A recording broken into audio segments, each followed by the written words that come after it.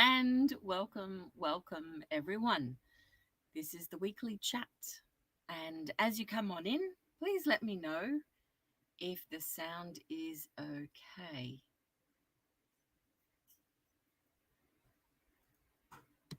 Hello, everyone. I can see lots of you chatting in there. We've got a really interesting topic today, and I'm about to launch into a lot of things. So, welcome. Let's see if I can see the chat here. Let's see. Hello, I thought it was funny. How are you? Hi, Robert. Sounds great. Thank you so much. Okay. Hi, Eni from Germany. Welcome. Well, we are inside today. And firstly, let me say how sorry I am for all those people who are caught in wet weather. I will actually be going live later on this particular topic. Hi, Guinea Pig Sue. Hello, Marsha. I will be going live later on to do with this topic because there's some really important news we need to share because it's so wet here in Sydney. For those who are overseas, we have had nothing but rain here for literally 7 days, and we've got another week of it. Now, this is the tail end of our summer, which for Australia is completely unusual. And if we look back to last year at this same time, we had massive flooding, not here at Cavi Central, but very close to here, half an hour away. And of course, the rain is just coming down. So, right now, we have a lot of cities in dire straits, like Lismore, where people are on their roofs due to the massive flooding that we have. So, my heart goes out to you. No, we don't get hurricanes, but we did get at the end of one of the lives, we did get a mini tornado that came through. It was one of our adoption days, and oh my word, it was it was frightening. It did do a lot of damage on the northern beaches of Sydney, and very unusual for Sydney again. So, okay, so coming back to today's topic, we are actually talking about rescuing the rescues, and this is a topic that has been overdue for a little while. It specifically, there's been a number of things happening over this past month that are a concern. And before we get underway, I'm just going to share with you one of these little fellows from a rescue. He's sitting here with me because you can't have a talk without a guinea pig. But here he is. Isn't he cute? And this little guy came in. He was terribly bitten and had massive wounds. He had fur loss and all sorts of things, but he's so cute and so sweet. He still needs a name as well. But he did come in to us, and I will run through that shortly. So here he is. He's absolutely adorable. All right, let's jump into our topic for the day. It is a great topic, and yeah, there's some real issues out there. Okay, so I have some notes because we've got some really serious stuff to talk about. Let's get going. Um, Thanks. I thought it was funny. It's an important topic. A lot of rescues struggling and some out of control. Okay, uh, let's start right there with the current situation for rescues. And I'm not alone in saying this, in that they're all struggling. We have had a massive number of animals wanting to be surrendered, not just now, but for the last year and a half since COVID and the onset of that. It has led to a lot of people wanting to surrender. A lot of adoptions initially at the beginning of COVID. We actually closed our rescue at that point and kept the animals here in care because we knew that the rush was temporary, that people were simply rushing to get pets because they were at home, had kids at home, and didn't really think about the long-term care for these animals. So we actually shut the rescue and we kept it at capacity pretty much throughout our lockdown period. However, since things started to advance, a lot of those people, when we hit Christmas, wanted to then surrender. And reasons were things like, I'm pregnant, it's too much work, um, we're getting a dog, lots of other issues pertaining to not wanting to keep them for a long time. So we have really been struggling with numbers for a long time. And when I say we've got a surrender list longer than both of my arms, I am not kidding. It's probably way longer than that. I get a number of calls every single day, people wanting to surrender animals. Now, this situation is not just here with Cavi Central, it's with all rescues. So there's a lot of this going on and it's happening worldwide. So not just here in Sydney, Australia. The first reason people run a rescue is to provide safety and care for animals that need help. And that is the primary focus of why you actually do this, because animals literally may not have another alternative. And that is why you tend to get involved in that. And again, right now, with everything that's going on, there are a lot of people who are really impassioned to join in this and to become a part of it, but it's causing enormous issues. And some of those we're going to touch on. Hi, Suzanne. Hello, Margaret. Hi, Guinea Pig Sue. It is so sad. You're absolutely right. Okay, so one of the things we undertook back in December was to cease boarding here at Cavi Central. And there were a couple of reasons behind that. First and foremost, the boarding component is how we generate a lot of our funding to support and look after the rescue. But at the same time, we had these big demands for animals coming in. So in order to make room and to manage that better, we actually ceased that component. And we have a wonderful volunteer who has undertaken that arm of what was actually occurring here. But those two things work hand in helping a rescue through different times. And I'll come back on this a bit later with another thing that we're doing in Cavi Central to work through that. But essentially, that was to enable us to take better care of the animals here and to make sure we were able to help as many as possible. So all rescues adapt and change and make room for different things. Hi, Laken. Welcome. Welcome. Okay. Another thing that has become apparent in the last month is that adoptions are really slow. Now, there is a seasonality to rescue. And when you've been doing this for as long as I have, you come to know that this is the ebb and flow of what goes on. And typically right now, families have got children who are going back to school. So adoptions tend to slow down as they get back into the school year. And towards Easter time is when it starts to then pick up a little bit again. So right now for this last month, we've been in a slow time for adoptions. So combating these massive numbers wanting to come in, we also have very slow adoptions. And of course, if you don't have adoptions, then you don't have space to take in other animals. So you're managing a constant range of animals with range of issues all the time.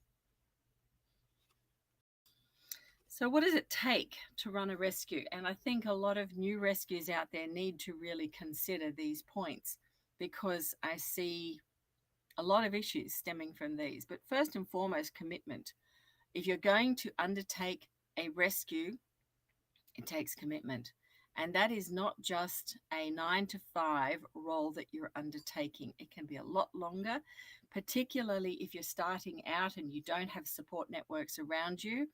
It really is a massive undertaking and a massive commitment. It takes knowledge. And I'm seeing a lot of rescues starting at the moment with no knowledge, little information. And as a result, the animals are having massive problems. And in fact, we know of many that have died and perished due to this. So you're not actually rescuing, you may in fact be harming. Yes, Lakem. Hi, Jackie from the USA. Okay, so commitment and knowledge. Funding is important. So as much as people want to start a rescue with an open heart to help animals, it does take funding around how you're going to feed them, how you're going to house them, provide for them. There are veterinary costs. Whoops, that is my phone. Hold on. I'm just going to put that on silent. There we go. Sorry, guys. So it takes funding, and you need to have a good sense of what you're doing with regards to business in order to make it work longer term. If you do have questions, guys, pop them in the chat. I can see lots of things going up there, and I will come back to them later. But I just want to get through some of this first before we really get into the nuts and bolts of this chat today. But you also need a fixed address. And I see this happening time and time again, where a rescue will start and they are renting, they're in no fixed address, and they get into difficulty, they need to relocate. Suddenly, they cannot be a rescue anymore. So, rescues need to have a fixed location, they need to be reliant on that location. You need to have permission to have animals there, all these sorts of issues surrounding where a rescue actually is created. You need to have time. And time is a really big consideration, because if you are involved in other things and you suddenly have an influx of animals, where is the time to take care of them? And a lot of people really don't work this through. Not all guinea pigs that come to you will simply be able to be fed and housed. You see the videos that I put out where they're hairless, they've got problems, they've got injuries. It takes time to get to a vet, time to drive there, time to get appointments, time to medicate. All these things impact the time and the hours that you need to spend around a rescue every single day. Not just some days, every single day, 7 days a week. 7 days a week, not 5. Determination is another part of running a rescue, because there are times when it is not easy. There are difficult times and you need to be prepared for those. And I'm going to share with you shortly some of the things that have been going on, which are just horrific, because animals get caught up in this and it is totally wrong. Compassion. You need to have care for the animals, but you also need to understand that in many instances, it's not just the animals that are involved, that people have other issues going on. There can be mental health issues, there can be issues with domestic abuse, there can be all sorts of things in the background. And in some instances, it takes real diplomacy, which is another characteristic of rescue, in order to help the animals get from A to B, to be removed from the situation, and it lowers perhaps and helps people in that situation. So a recognition that there's more things going on in that way. And then limits. You also need to know that you have to work within limits. So within any rescue, we do have ways to reach out to other rescues for help, or for help with volunteers, with foster carers. We have networks that we can work within, but within your own framework, there are limits. There are limits to your time, limits to your efforts, limits to your housing that you need to work within. And it's really important to recognize what those limits are, because when you overstep them, there are massive problems come along with that. And I guess that's where I'd like to really start here, is with limits. So I have notes, guys. I have notes. I want to jump over to some images now, and I'm just going to pull those up onto the screen to share with you a little bit about what has been going on. But let's move. You've actually seen the first little fellow that we got from a rescue a month ago. That was not a rescue that we undertook. That was a rescue that was undertaken by another group, and we're going to touch on that. Let's go down here and see if I can share these images to you. Share screen. Here we go. It's happening. Happening. Okay. So going back 3 days ago, I was just talking about moments in rescue that can be really quite difficult, and one of those occurred 3 days ago, because we had a number of things take place. Firstly, this little fellow passed away, and he's actually passed away here. This little guy was rescued from the bird cage, big rescue that I did maybe a year and a half back, and he and his buddy always lived together. but I literally walked into the shelter and this little guy had passed away. His buddy's doing fine, but yeah, just out of the blue, found him passed, which was really upsetting because of the rescue environment that they came from. But it's good to know that he had a year and a half here in rescue and care, which is great. So death is something that does happen in rescue. And sometimes you don't know why it happens. 99% of the time you do. So it's very, very unusual that this took place. But what I also want to share with you is that at the same time, this little girl here who came into me a month ago through a rescue that we're going to talk about that took place down on the south coast in Wollongong, she gave birth to two little stillborn babies, pups. There they are. So she actually came to me with a compound fracture and was very, very unwell. I'm pleased to say she's doing wonderfully, but she did give birth 3 days ago to two little ones that were stillborn. On the same day, we had three others actually surrendered. There will be separate stories on all of these, and I'll give you the details. But there were three other piggies that came in that were surrendered. This is one of the pregnant girls, suspect pregnant. She's certainly showing pregnant, but suspect pregnant. And this was the other one. And she was much more heavily pregnant, but she gave birth to three young. And so literally on the same night, we had one mum who was very, very young. The little girl with the compound fracture is in fact very young herself. And this girl's a bit older, but she gave birth to three little ones who were super, super cute that you can see there. And I will update you on that. Let me just get back to here. Yeah, it is sad. So lots of things happen in rescue, and that all took place within about 2 hours, where we had lost a piggy, another piggy gave birth to two that were stillborn, and then one gave birth to three young. Now, in actual fact, the little girl with the broken compound leg, which is now fixed, that's not an issue. She is with the other mum. I put them together so that they have immediate company, and actually as a group of mums that are both able to lactate, they've got the three that they're looking after. So that's working out really well. And I'll do a separate story on that. But what I wanted to highlight here was that in rescue, things happen every single day where situations arise and you have to deal with all of them. And there's a level of experience that comes with that.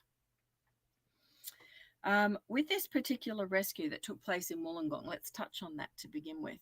Now, Oscar from Oscar's Rescue. Oscar, are you here? He's actually up in the north of Queensland, or well, in Queensland, north of here, and they have massive, massive flooding, and potentially he is cut off at the moment. So I'm not sure because he tends to get surrounded by water, but he's in a high position, so he will be safe. But yeah, that may be why he's not here. However, Oscar from Oscar's Rescue, I have dealt with and spoken with over a number of years. And he called me that he was going down to Wollongong to collect some guinea pigs that were coming into care. And at that point, yeah, he has bad reception up there at best. And yeah, right now with the floods, I tend to think he'll be in trouble. But yeah, he contacted me about doing a rescue down in Wollongong, that he was coming all that way down, which is a massive, massive amount of travel for him. And he knew that I was very full here at Cavi Central. We have a massive load involved. So what one rescue undertakes as compared with another is really their own business. So he let me know he was coming down to Wollongong. He also asked if he could stop by on the way back, which would be a great opportunity to meet and say hi, of course, which was fantastic. So the plan was that that would take place, and it did on a Sunday. Sadly, on that same Sunday morning, a very dear friend of mine passed away. So it was not a great day to start with.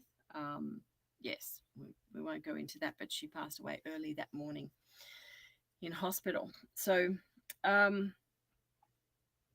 they arrived in the afternoon, and I knew that he was traveling with someone from a different rescue, but I didn't understand that it was actually the other rescue that had undertaken this rescue until they arrived, because they were all wearing the same shirt, which looked really professional.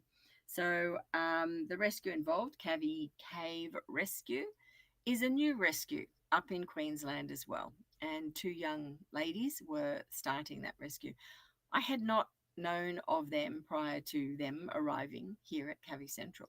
So we then unloaded the guinea pigs out of the car to give them some grass time.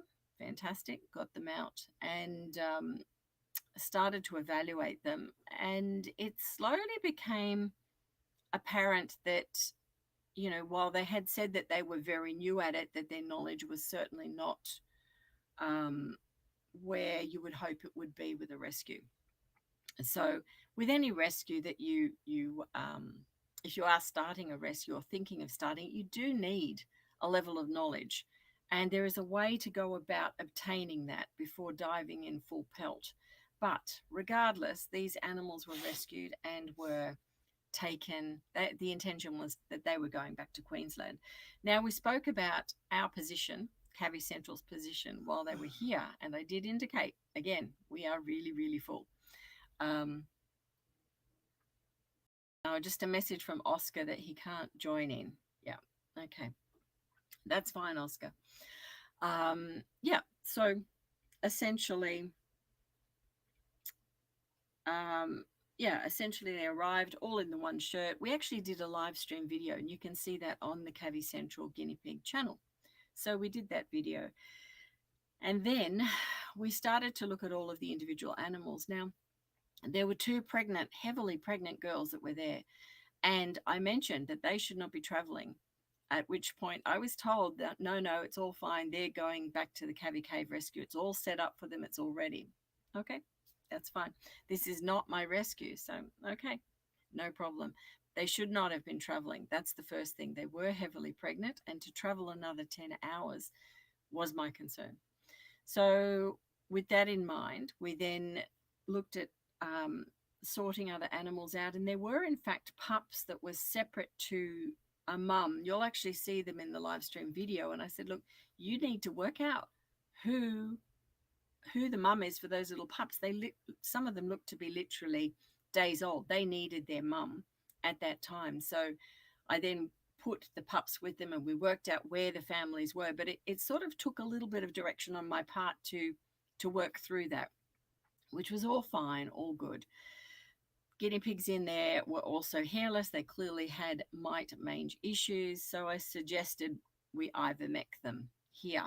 So again, at least I could do that for them, get that underway for them. So it started to help with them. I also helped with cage space, because when they indicated that the pregnant girls needed to travel back with them, I said they must travel separately. You've got to have them in separately. You can't have one on top of another, because if they litter, you're going to have a guinea pig sit on top of babies and they will pass. Like, not a good idea.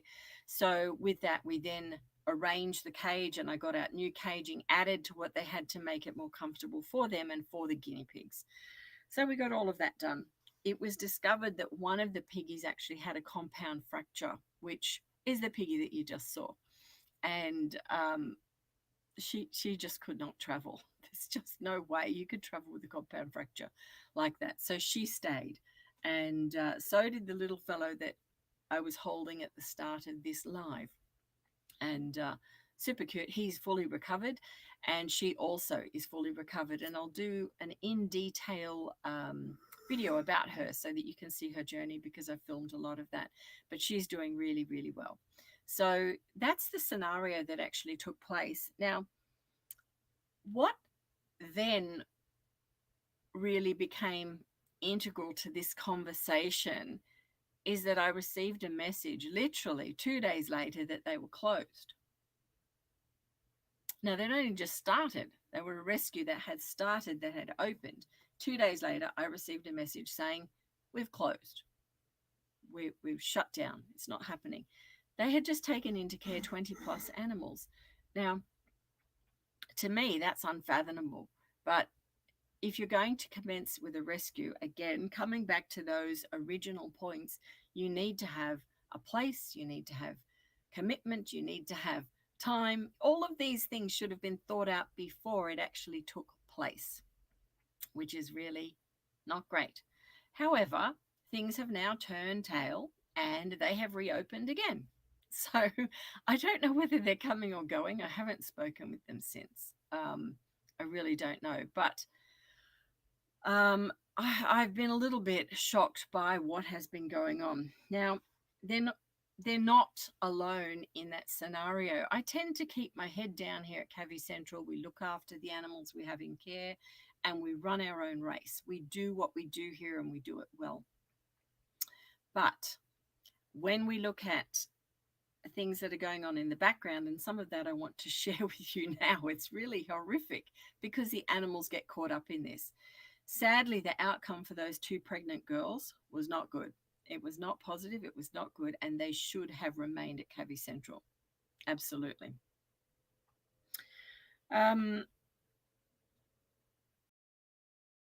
Touching on that, I've also been contacted by someone, and I won't put any names out there, they'll know who they are, who accidentally started a rescue down in Canberra, and they had 7 guinea pigs on board. They wanted to see if I was interested in connecting with a food supermarket that was giving them some food. And while I was grateful that they wanted to reach out and contact, we have our own methods for doing that. And I said, look, we're all fine, thank you. Literally 2 days later, I was contacted again by them, and they said they have to close down. Can I take on X number of guinea pigs? And it didn't make sense. They had 7 in their care and they had another 7 arrive with them, and now they wanted to shut down. So when this conversation was going on, basically they how this even comes about, I don't know. It was an accidental starting of a rescue. How that happens should not happen. They had 7 guinea pigs to begin with. Then accidentally another 7 arrived. However, the 7 arrived at the house where she was living that she then sold. Now, you don't just sell a house overnight, but apparently they arrived at the house that she was selling, and because animals were effectively being dumped at her new rescue, she was then relocated to a friend's house in Sydney. That's 3.5 hours away with the 14 guinea pigs. Like, what is going on? This is crazy. How do you do that? Not to mention that she's a member of a very prominent rescue group, which has nothing to do with guinea pigs. It actually has to do with the ocean. And it's like, what are people doing? When you step in to rescue an animal, you are giving them, the animal, a place of safety and care. There is no time constraint on that. So if you're starting a rescue, you need to be looking at that long term, not days. I was horrified. Days. Unbelievable. So that happened at the same time as this other rescue to Queensland. It also comes back to needing a place that is safe, from renting to owning, the difference between the two, because you're able to give stability to the animals in your care. Incredible. Another concern that we have is that rescues that have started and they've had 4 or 5 animals in their care, and we know that they exist. We've been speaking with a number of them, but suddenly they're doing these rescues and they're going from 4 or 5 to 50, 4 or 5 to 100. There is a massive difference in taking care of these animals, hugely different, especially if you're not set up and you're new and you don't have infrastructure or a network. It's a fake rescue. Yes, quite right. Fake rescue. And it's not in all likelihood going to be around in years to come. I've seen so much of this in the past. We've been around for 20 years, and they come, they go, they start up, they drop off, but never more than right now have these been starting. I've never seen so many start in such a short space of time, and it's incredible. The role of breeding to rescuer is also very confusing, because if you are breeding animals that are going into homes that are then coming into rescues eventually down the track, you are adding to the issue that we have out there. In my mind, there is no room to be a breeder and a rescuer. And in fact, the recent case, the little brown girl that gave birth to 3 guinea pigs, that was exactly the same scenario. It was a lady who had bred her guinea pigs. Oh, we're just breeding a few so the kids can enjoy them and we're finding homes. But then it turns out that one of them wanted to be handed back to her. So she said, well, what was I to do? So she took them back, and she ended up with about 10 animals, unable to cope, everything falling apart. But again, she was still about to breed. And I said, you cannot breed and rescue. There's no place for that. There's no place for that. Not right. So the animals that came in were all from her, because she was not coping, could not deal with it. And she certainly sees a different reality light now about rescue and what really is involved. Absolutely. Another issue, dumping of animals. We've had many, many animals dumped, and in fact, there was another one dumped yesterday on the doorstep of a pet shop here in Sydney. And I'll touch on those separately, but it goes on. It does happen, and it's wrong. However, I want to raise a particular instance, and that was in Liverpool. About a week ago, guinea pigs were dumped in Liverpool. Now, there was a massive thread about this. And honestly, the insanity around this rescue is quite interesting. But basically, I received a call early in the morning, and in fact, I might just call that up so I can go through that with you. And let's just get word for word here. Let me find this.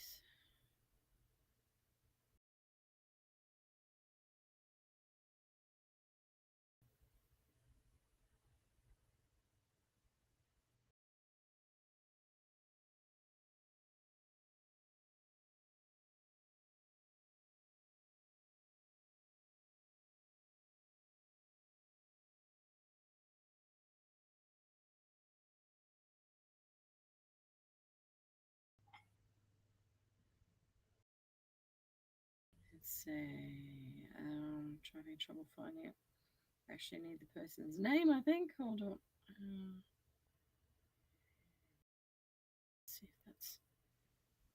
See if I can find it this way. Hold on, everyone. Hold on.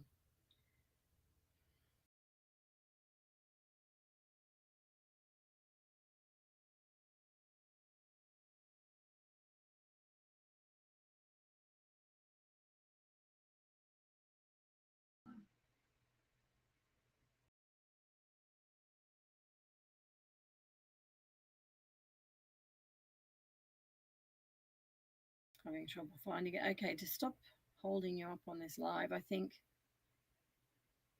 what I'll do is put some screen dumps. I'll put them later onto the Cavi Central page. I'll put the screen dumps over there later because I've taken photos of that.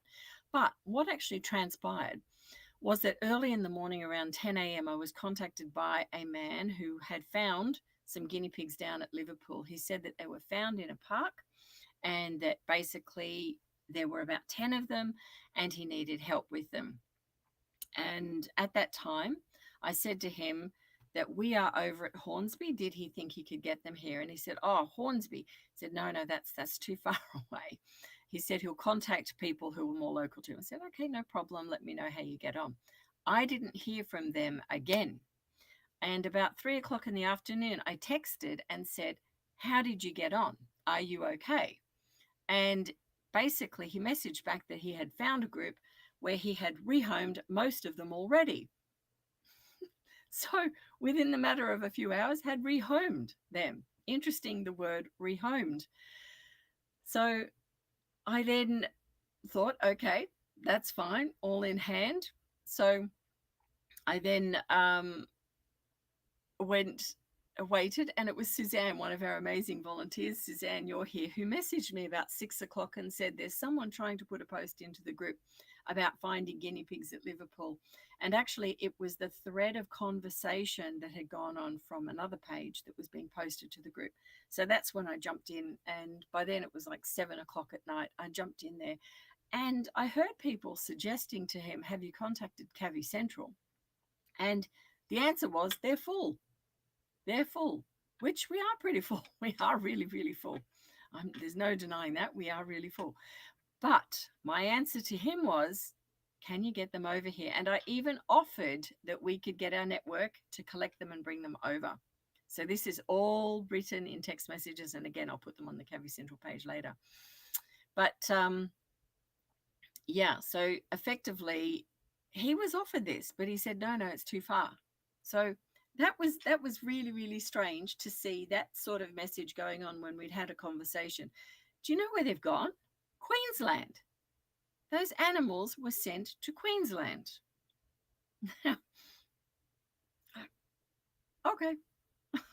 Honestly, you have to look at the reality of what's going on sometimes and think, this is sheer madness around what is going on. So I think rescues need to have more communication between themselves. Certainly, that was an interesting case. But what was also interesting is that the animals were all of one size, one type, and the text conversation that I had then stemmed from a lady who was the niece of the uncle. But interestingly enough, they all had the one phone number. So I do not believe that these animals were dumped. I do believe that these were animals that were no longer wanted, and people were testing out the system as to where to get those. So it's really fascinating that when we're dealing with rescues, there are genuine cases and there are cases that are not so genuine.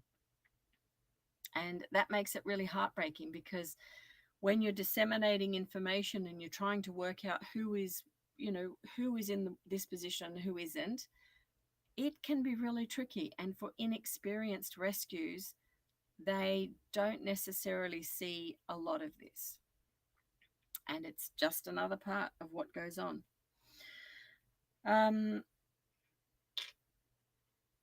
Then we have, I guess, the empathy that people show where they want to help animals.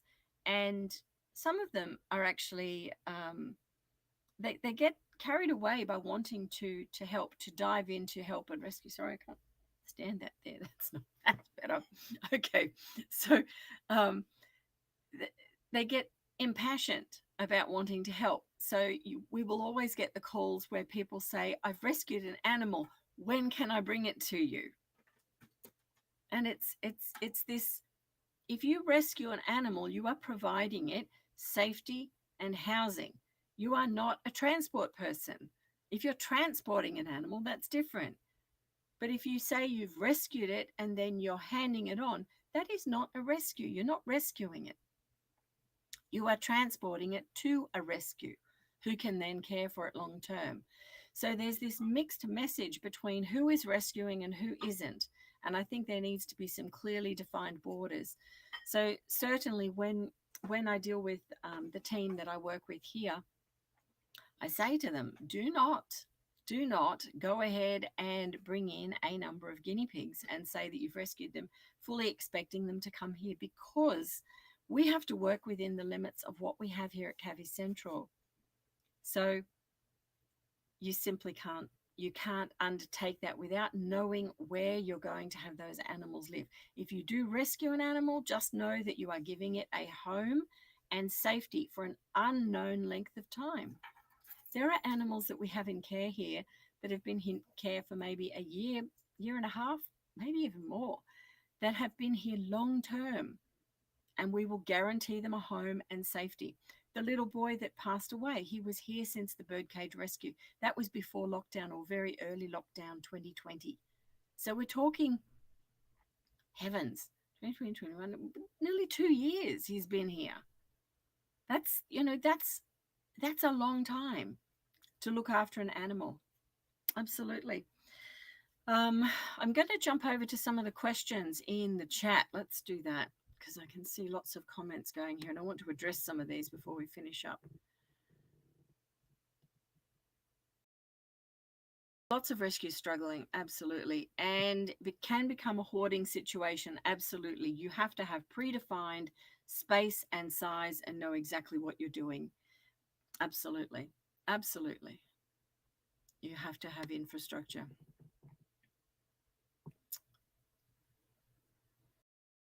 Yeah, all the issues with COVID, with people wanting to take on pets. Yes, people are selfish. I'm seeing lots of comments in the chat here. We have lots of guinea pigs here for adoption. If anyone is wanting to adopt, reach out to us, admin@guineapigstuff.com.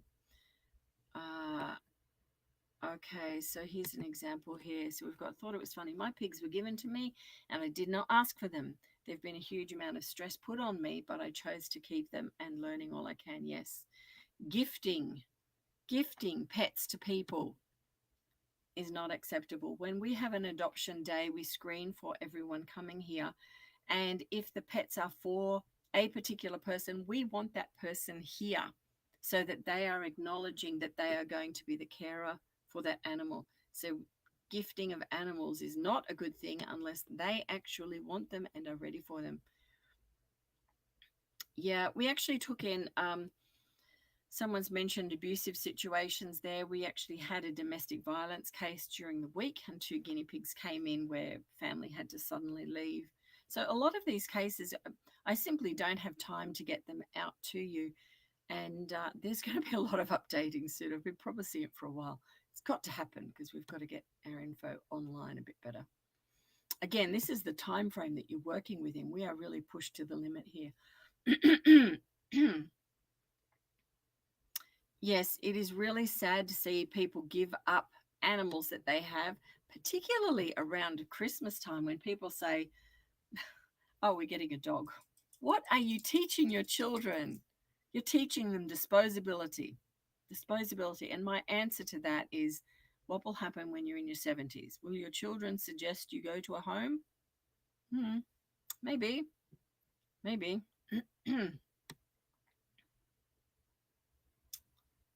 Yeah, too many people have the attitude small pets are disposable. We're changing that. We're making inroads into that, but it's got a long way to go. It does. There's many, many problems there. Jackie Trimble. So her pets give her a reason.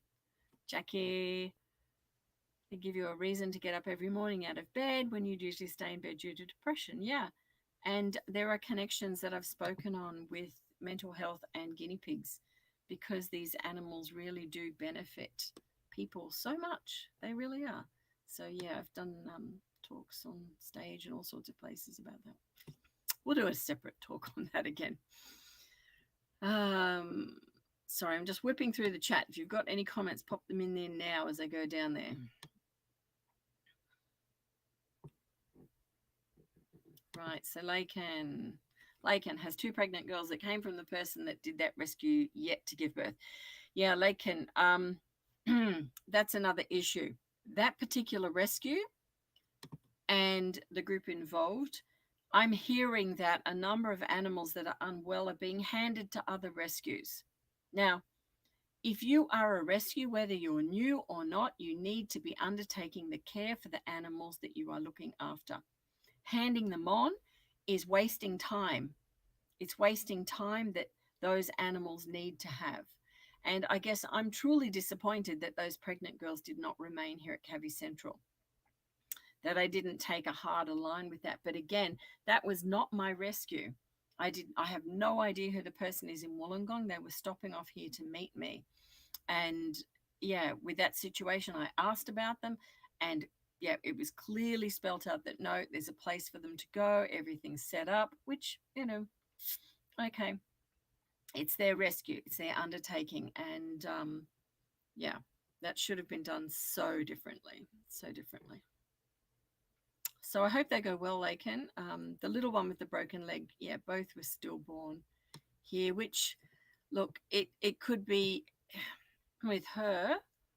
She gave birth really well, considering how bad the break was. And I'll do a separate video on that because she needs that, so that people can learn what needs to happen in that situation.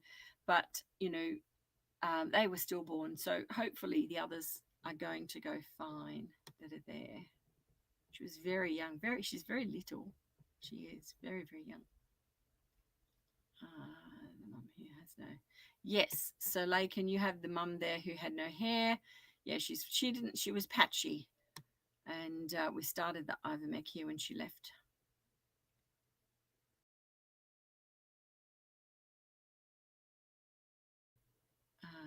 Yeah, there's a lot of people who are dishonest in starting these rescues. And honestly, the one that literally started, accidentally started and then shut down, took my breath away. But I will pop all of these screen dumps up onto the Cavi Central page later.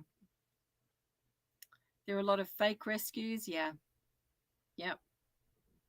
Unless they're well established and recognized, don't trust them. Sadly, this is something that is a real issue because the public's perception is that they want to give their animals away. And quite frankly, some of them are so desperate to give them away, they'll give them to anyone. So when a rescue steps up and says, I'll take them, they are literally happy to give them away. And for the poor animal that's caught in that scenario, it's absolutely terrible. Why have I got your comment on screen, Lakin? I don't know. Sorry, it's technology. So, yeah, it's the animals that are actually caught in that situation. And it's dreadful. It's absolutely dreadful because as larger rescues, we're seeing the outcome and the fallout from this. Touching on some of these animals that are being handed on from the new rescue to other rescues, their reasoning behind this is lack of experience. Why are you doing a rescue if you're inexperienced? And look, you have to start somewhere, yes, but start small. Start with 2 or 3. Start by volunteering. Learn from big rescues. Connect yourself to big rescues. Learn from them. Connect to them. Get the knowledge. Understand how they work. Understand the commitment. Learn what's actually involved. Because a lot of them think this is a money-making exercise. And sorry, this is really bothering me. What the heck is going on there? Sorry. No time for fashion here. We're far too busy. Far too busy. But when you talk about starting a rescue, you must have the knowledge to deal with all cases. It's not a case of getting an animal in, you caring for it, and then you're going to sell it and make money. As I've mentioned, that little fellow that passed away in that video was here for 2 years. 2 years of being looked after, 2 years being fed, monitored, cared for. All of them saw the vet when they first came in because of the nature of that rescue. It was horrendous. Absolutely atrocious conditions that they came from. So all of these things are expensive and they take investment and time. So for anyone thinking this is a money-making venture, they are incredibly misunderstood. They have no idea what it takes to run a rescue. No idea. Makes me furious. Yeah, so that's your comment there. I thought it was funny because people think they're going to make a lot of money running a fake rescue. Oh my word. Yep. It's crazy. Absolutely crazy. Yes, Will Piper. Good point. Whoop, there we go. Will says perhaps the influence of social media and then they realize how much work it is. Yes, but it actually works twofold because some of them on social media are saying, like these new groups, we have a Facebook page, we're official, this is our rescue, here we are, here's a nice photo. It gives people a misconception of what is actually going on in that environment. They have no history. very limited history. And I will point out there are some rescues with a very questionable history. Absolutely. We could really go down that path. Oscar, you know exactly what I'm talking about. Okay.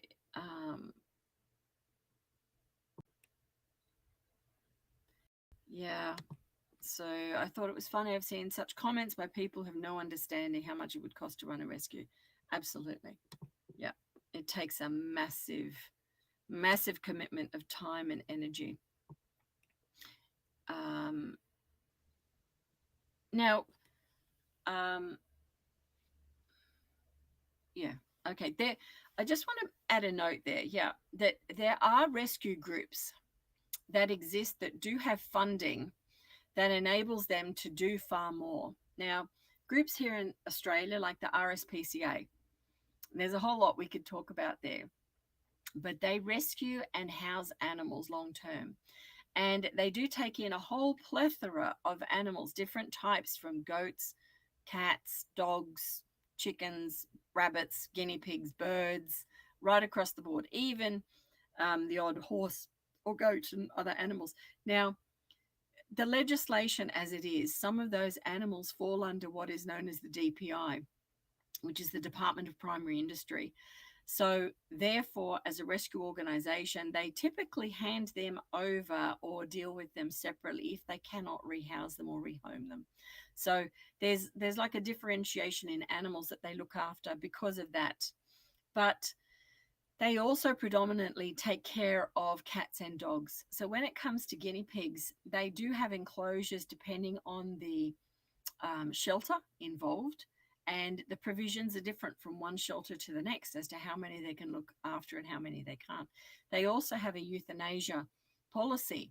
So when you deal with groups like that, and as horrible as that is, and I do not like the idea of euthanasia whatsoever, we don't do that. I also understand that for a very long time they were the only go-to, and there's only so many animals again they could keep within that infrastructure, which is why they do that. There are other reasons behind there as well. So without getting into it, there's a lot of animals fall into their lap, but large groups like that do have massive funding behind them, and they do have the ability to do more. We, as a small rescue, do not.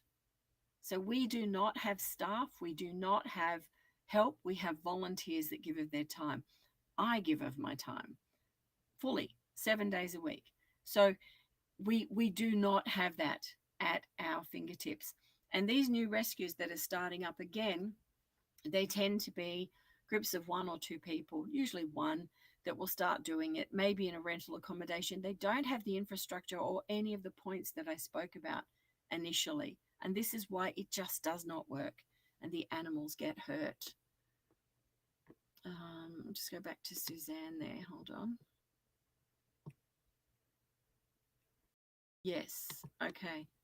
Suzanne is talking about breeders here who purport to also rescue because they can't sell their spares and they want to get more babies to sell. So they then sell on a guinea pig saying it is a rescue. It needs a home because, again, they're breeding in the next generation down, down, down. There is no place for breeding and rescues to operate together. Just no place for it. Okay, Jackie. Okay, here. Rescues usually registered as non-profit organizations here and have restrictions federally on how much profit they can actually make. Most non-profits have volunteered, rarely make a profit. Okay.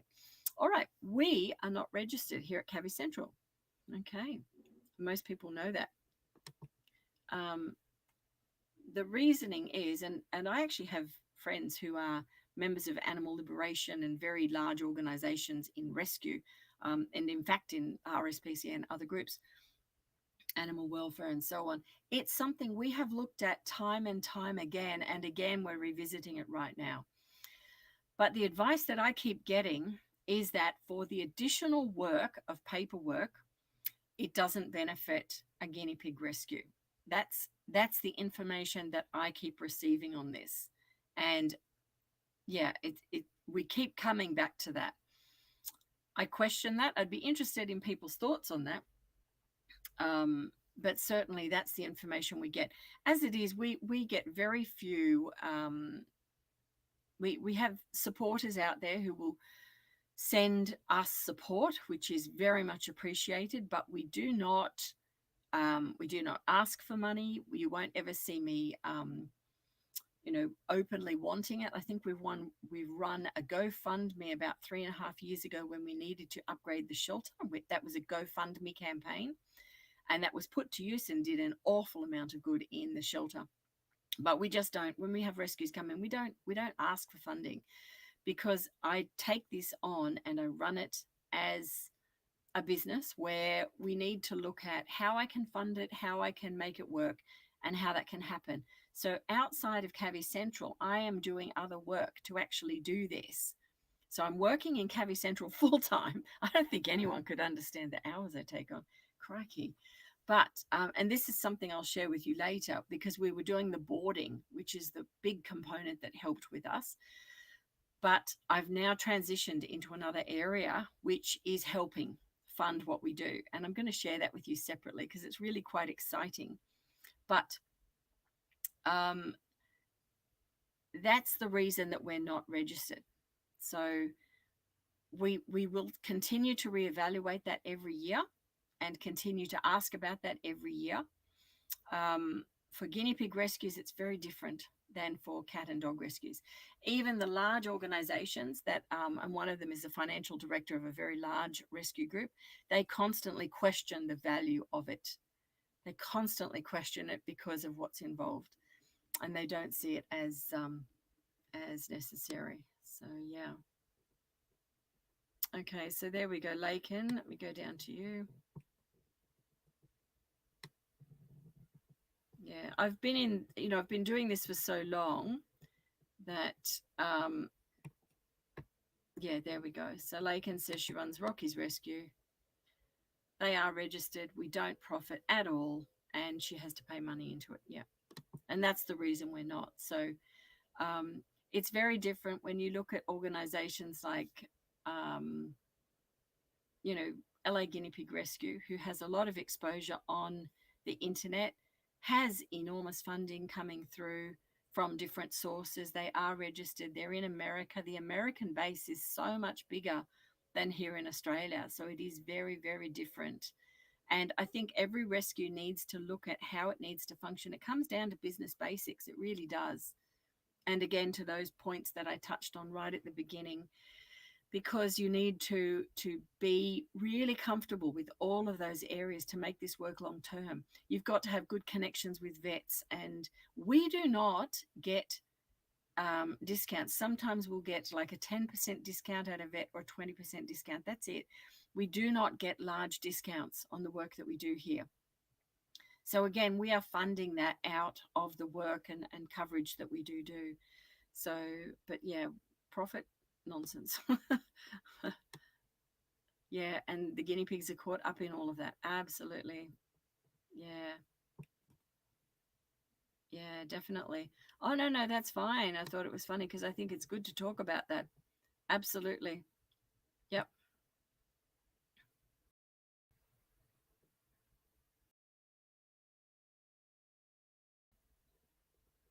Yeah. Yeah. It's terrible. There's some terrible stuff going on, Lakin. So Lakin says a lot of people think they can profit from it. It's a big wake-up call, especially when they start getting into difficulty. Margaret, I'd like to help by adopting my pets from people like you. Thank you. Thank you. And honestly, we see every type of guinea pig coming through rescue. For those of you that don't know, this is a complete side note. Excuse me, frog. For those of you that you don't know, we have not had skinny pigs here in Australia. This has not happened. However, we now have them in Perth. It was just a matter of time. We've always said this. It was a matter of time until it would happen. They are now in Perth, which is the western part of Australia.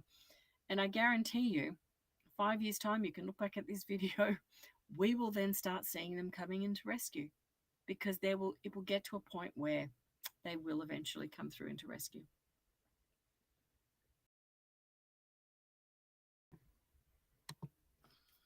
Great video topic that I hope other big channel will also address. Yeah. Well, in terms of channels, look, we have our own channel, Cavi Central Guinea Pig Rescue on YouTube. We've got over 15,000 subscribers. Yay! If you have not liked that channel, please go over and do that, because a big part of why I do that is to educate people, educate you in what to do. Because if you have this cute, furry, little fluffy bundle, if you can look after 95% of the issues around that animal, it's going to help the animal and it's going to help you. So this is why I do it. Absolutely. Go take a look.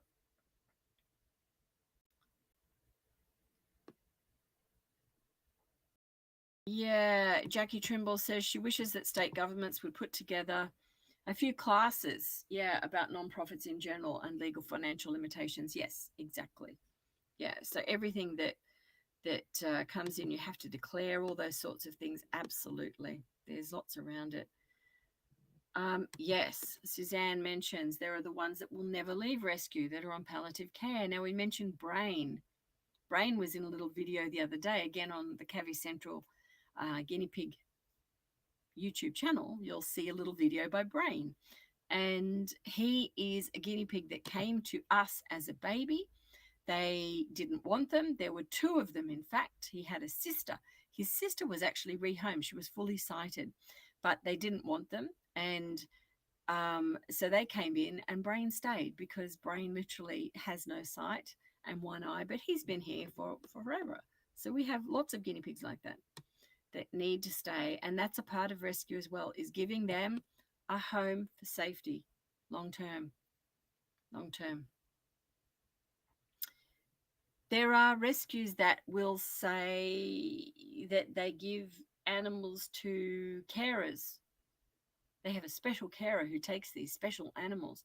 But it's interesting, over the years, how many special animals some special carers have taken on. So please be aware of who it is running a rescue. When they come in here to us, we do regular updates. We update you. There's so many videos where we update all the time, and we keep you informed of that.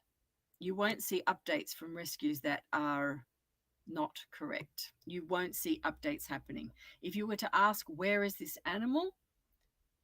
Please go do that. Will Piper says hates the pet industry. Yeah.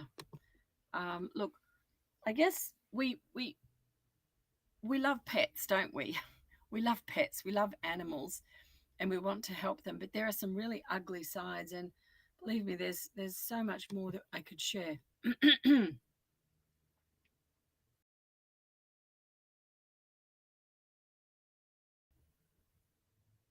Yes. Okay.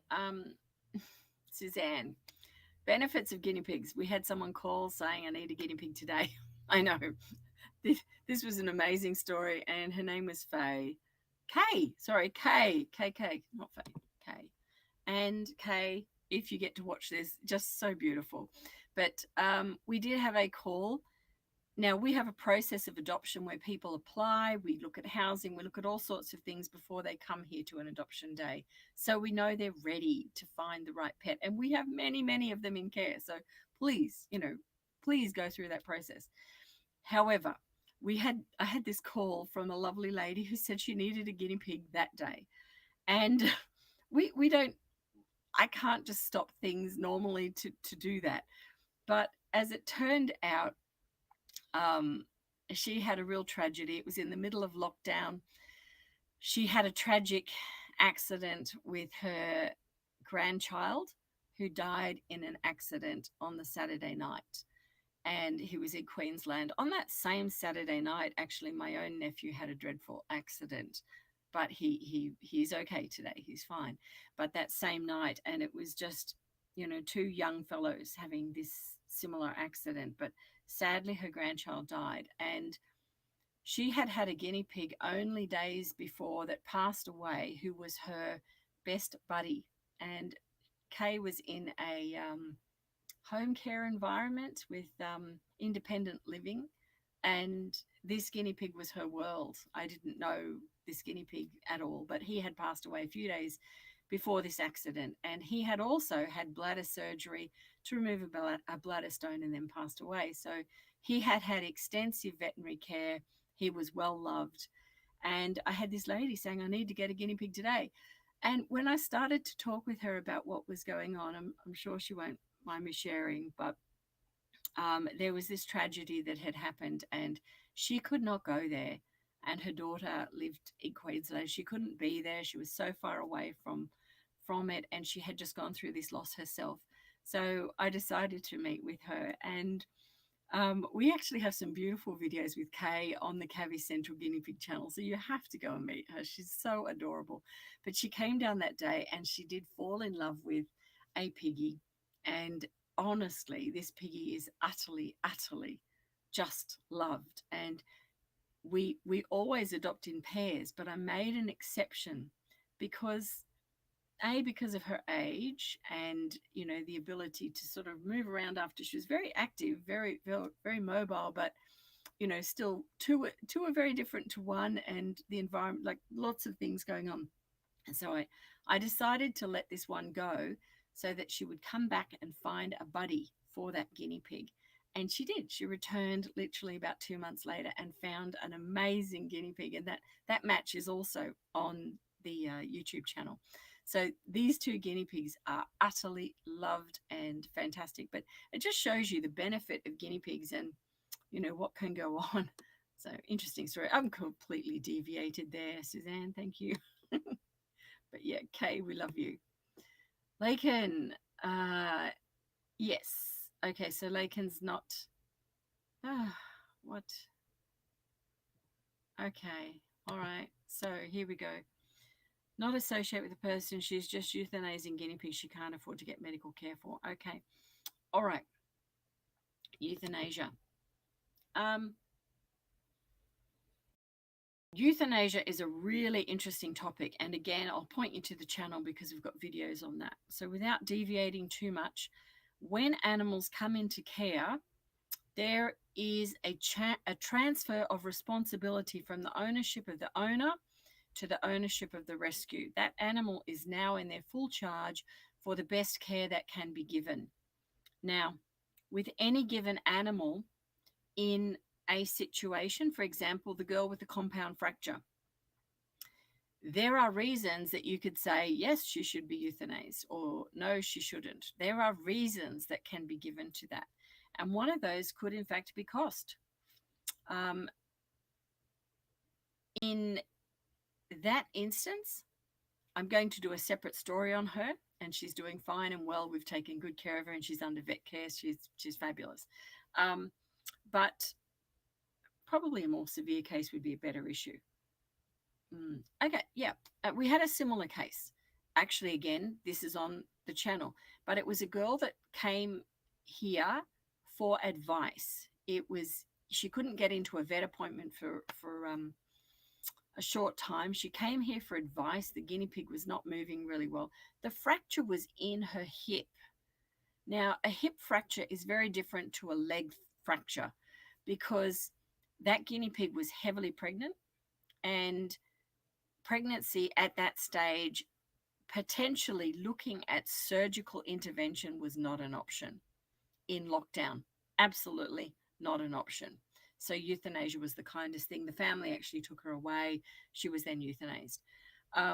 But a fracture to the leg is a very different scenario where more can be done. But euthanizing needs to be looked at on an individual basis for the animal that you have in your care, but you are responsible for the care and well-being of that animal. Now, if you are euthanizing them simply because of an inability to fund whatever is necessary, that may actually, it's a borderline situation. To give you an example, if you are a well-established rescue, you have contacts, you have vet pay, you have ways and means of putting payments on hold. You have that in place. If you are a new rescue, you may not have that. and vets simply may not allow you to do that. I don't know what that situation is. And for each and every individual animal, it needs to be considered. But euthanasia is a deeply, deeply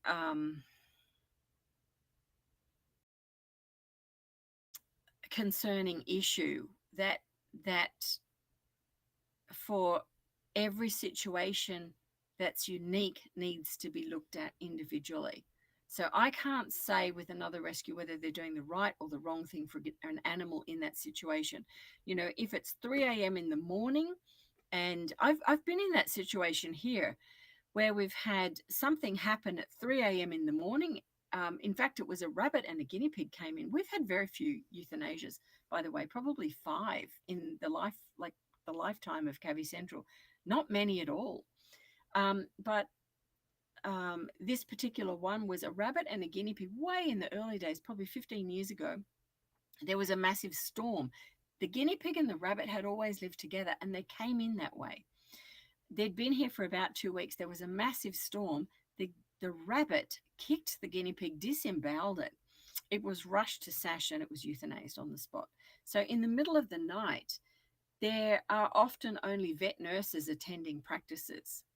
There are no usual vets in practices. A big practice like SASH now today does often have a general vet on board during the night. However, back then they only had vet nurses. And exotic vets, of which we need, they simply don't have. So, you know, every situation needs to be assessed in that moment. It'd be interesting, Lakin, to find out why they were euthanized and what the issue was, because again, it would bring into question how they're operating, how they're funding, how they're working, what veterinary contacts they have, what establishment for fees they have, all those sorts of things. Yeah. Okay.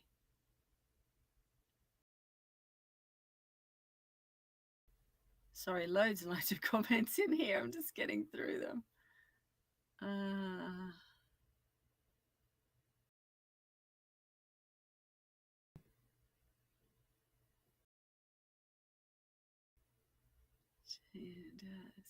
Yeah. There's lots of sad stories, that's for sure. We see everything. We do. Yes, there are places in the world that do not have rescues. There are places west of New South Wales that simply don't have a rescue. We have people who travel hours to come here to rescue. We've had people from Dubbo, from Wagga, from Coffs Harbour, all over to come here to rescue animals, that go out of their way to help rescue animals. And we need that sort of support. We do. Yes. Yes. Good point. Suzanne, volunteering is very eye-opening for so many things, including dodgy behavior. Yeah. Suzanne, you might like to pop some examples in the chat down there. There's so much that's hidden. Again, the recent rescue from Liverpool, I seriously question all of that. Absolutely, all of it. And for those people who've missed the first part of the chat, which is getting quite busy, go down to the Cavi Central page later. I will put the screen dumps in there. Jake. Hello, Jake. Okay, Jake says he thought about starting a rescue here because there isn't one, but I realized I don't have the mental ability to do it. Honestly, it's a huge undertaking. For those people that know that this talk was going to take place last week, I had so much going on, including someone parked into my car. So I am on it. I'm in a different vehicle at the moment, but you know, so much went on. And this is without talking about your personal life. Like, let's all remember that, you know, for example, I'm a mother. I have a husband and a son, and we have dinner at night. We have food preparation. We have our own private life. So we get calls. My phone, we call it the guinea pig hot phone, goes at all times. But when you undertake something as big as this, you know, there's a big impact on your family as well. Massive. Okay, I wish there could be a blacklist for rescues. There is actually a group that we have on Facebook, which consists of rescues that are deemed to be doing a good job there, and it's actually between rescues. So we do have such a list, but it's here in Australia and it's between rescue groups. It's a way that we communicate. And I have to say, again, time constraints. I have to be paged or tagged in many things because of time constraints with so much that goes on. So much.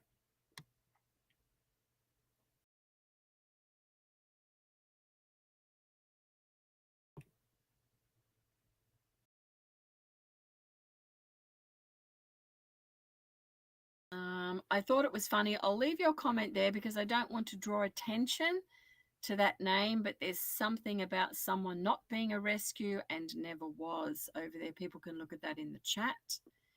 I don't want to draw attention to it. He already did this time in jail, but he's what?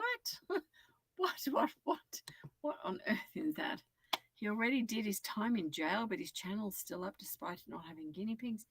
People still go to that what? Oh my word. Okay, I don't even know who that person is, but again, lack of time. So I'll let everyone check that out later.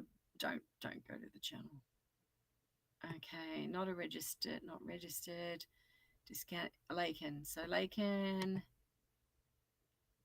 Okay, you get discounted by the vet because of it and wholesale. Yeah.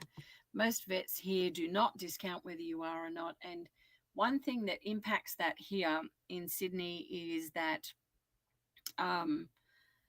a lot of the veterinary practices are being taken over by large corporations, and there's not a whole lot being said about that. You may not be aware of it.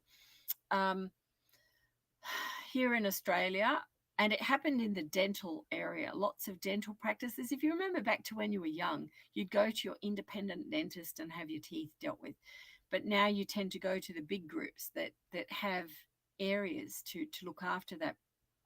So this happened in dental. It's now happening in veterinary, has been going on for about 6 or 7 years. But essentially, they have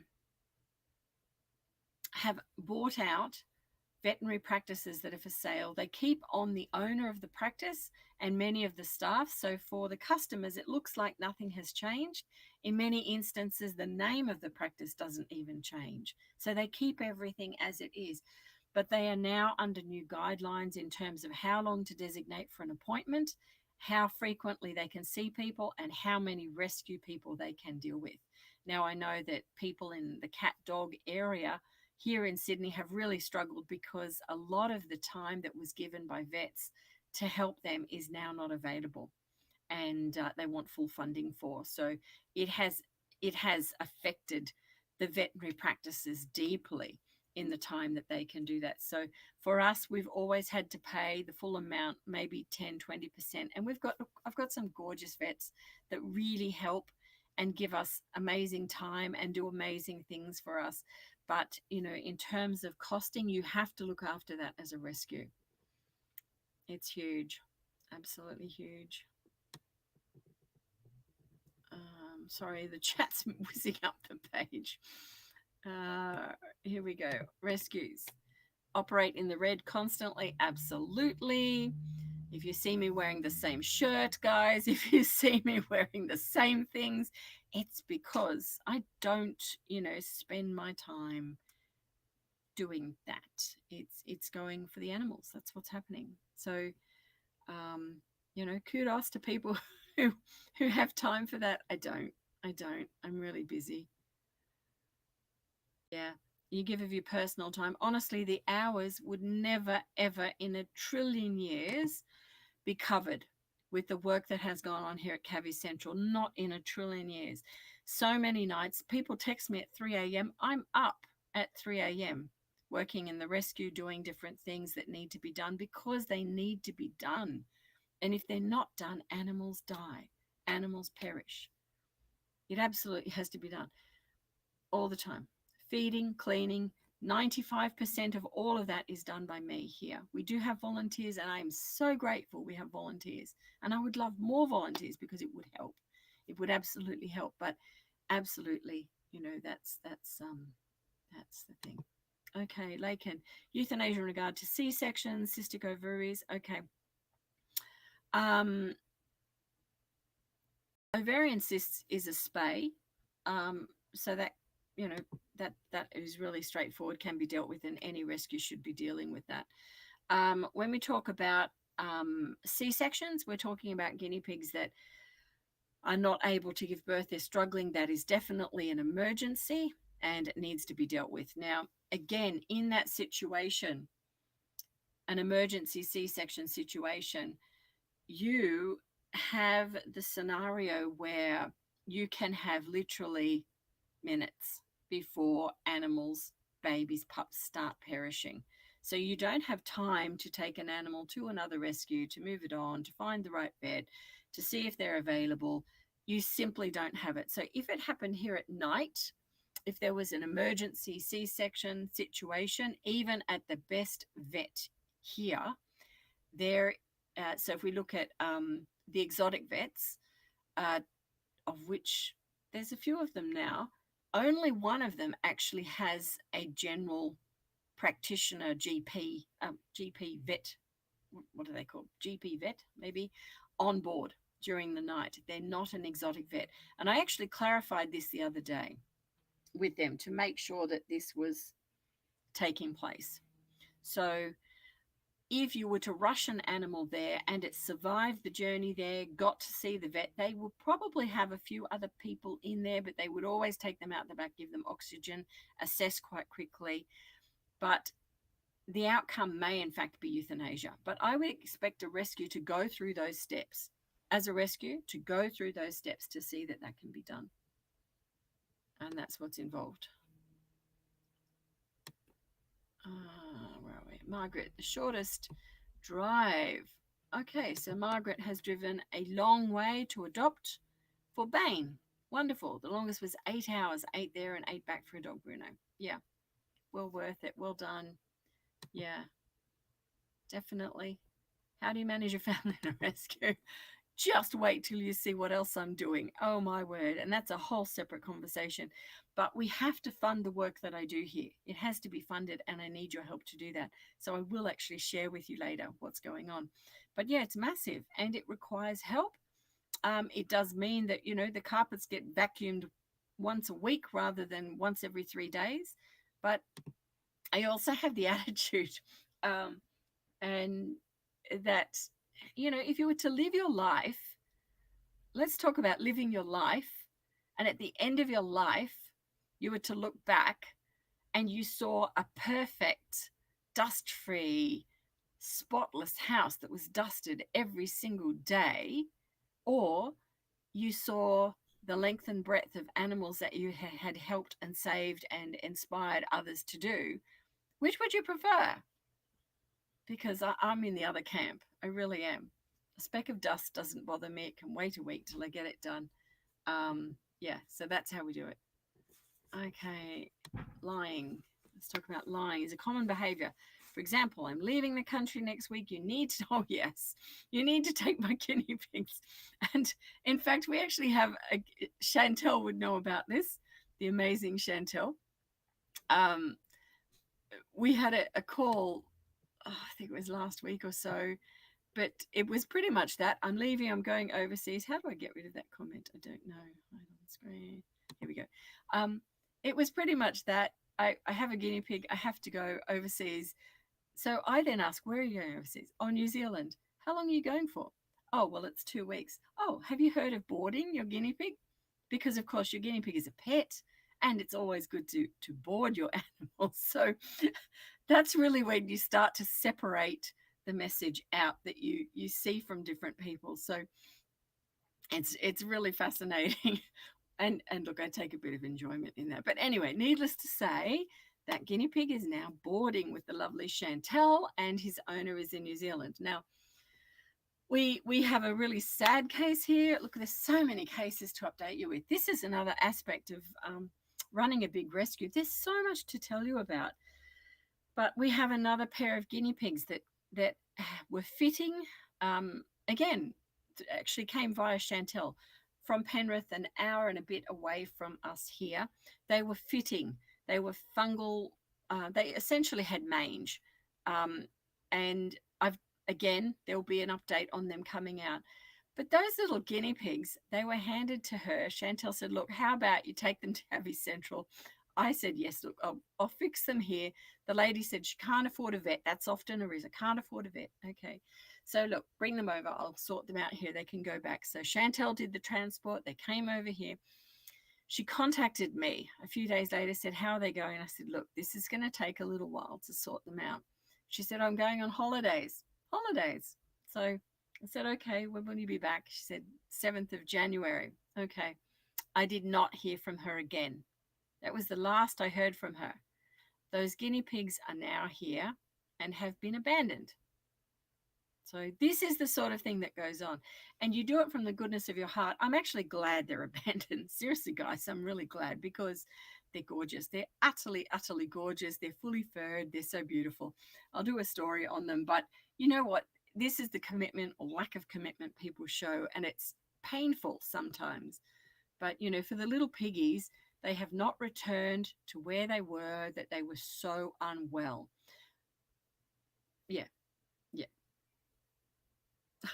Poor little things. Poor little things. Lakin said, what's a spotless house, Lakin? Yeah, good question. There's not one here, just to let you know. No, we are functioning. We're doing everything right. We are healthy and well, relatively neat. But yeah, no, a little bit of dust. I'm sorry, no, we do a million things here. There's a saying, leave this world a slightly better place than when you came into it. Honestly, yeah. Give, and you do receive. You do. There's been many a time where I've had moments where I've thought, how am I going to deal with this? How am I going to fund this, care for this, do this? Because, you know, but it comes in. And I'm so grateful that we have the supporters that we do and that we have the help that we do, because it all seems to pan out. And, you know, I do believe in karma as well. Absolutely. Absolutely. You'd rather enrich people and pets than a house. Yeah, me too. Me too. I'm with you. Yeah. I thought it was funny. The idea is also you do good and don't expect anything in return, and you do good because it's the right thing. Yeah. Look, there are always going to be people who do the wrong thing, and I do believe that there are many of us that try to do the right thing, and you know, I just hope that bounces off and helps people try to do that too, because yeah, it makes the world a better place. It really does. It really does. A lot of people say rescue is so rewarding. Um, you know, it is amazing to see little animals and have them recuperate and do really well by them. That's great. But at the end of the day, it's exhausting. It is exhausting. It is long term. It is commitment. It can be overwhelming. And while you can say it's rewarding, at 3 a.m. in the morning when you're cleaning cages and feeding, you know, I can look in on them and I'll do a quick, you know, the short YouTube videos. I've started doing some of those for you. But, you know, I'll get a smile on my face from doing that. But it's a big job. It's a big undertaking. And for those people that we spoke about earlier that have just started and then stopped, then have no idea whether they're coming or going, it's crazy. Yeah. Oh, thank you. We are making a difference. Yeah. Let me just pick this little fellow up again. So for those that didn't see him, here we go. This little guy came in. He came in with that rescue back in January. Super, super cute. So he'll shortly be looking for a home. You are cute. Don't jump off there, will you? He's super, super cute. And that's a big part of rescue. So I guess I'd like to finish up here. We've gone through most of the questions, I think. And the main point here is that if I was to share anything with any person that is rescuing, is that you need to provide a home, a safety, and a place of care for an animal. If you intend to rescue it, if you're going to use that word rescue, then you are providing the responsibility for that animal up until you can do something else. So that is where the onus and responsibility lies. But the other flip side of that is that you can't rescue them all. You absolutely can't rescue them all. So if someone phoned me today and said, look, there's 400 guinea pigs need help right now, could I deal with that? The answer is no. Whoops, and put you down there. So the answer is no. I couldn't deal with that. So for all rescues that are out there, you absolutely can't deal with them all. While we've got movement within numbers, and in fact, stay tuned for tomorrow. There's going to be more happening tomorrow. I'll go live with that. But we have movement within numbers and what we're doing. Things fluctuate with ebb and flow, up and down all the time. The person at the helm is managing all of that. But at the end of the day, you can't help them all. And that is the fundamental reason why I have the Cavi Central Guinea Pig Rescue YouTube channel. That is why it exists.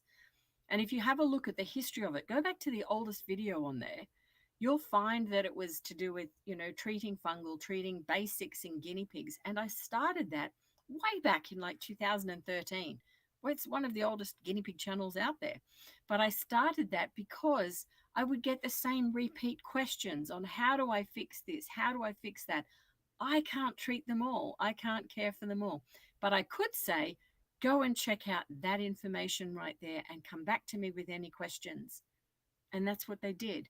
And that's how I used YouTube originally to actually help spread knowledge and help with the workload that I had. So I wasn't feeling like a record on repeat. So that's how it started. But from there, there's over 500 videos there on topics that are as broad ranging from a spot on your finger to fungal in your toes to something on your face.